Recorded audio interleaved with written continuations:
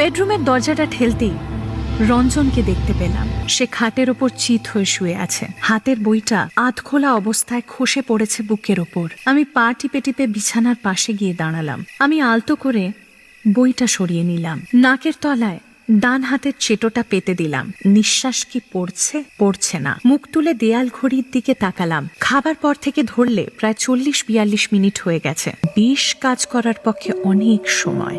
আমি সোজা হয়ে দাঁড়ালাম। আমার পরপর সব ভাবা আছে। মাথা ঠান্ডা করে সেগুলো এখন করতে হবে।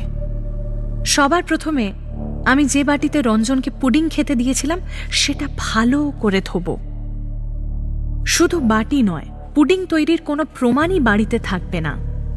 কি পরিকল্পনা কেমন? হ্যাঁ, সবাই ভাববে এটা একটা খুনের গল্প।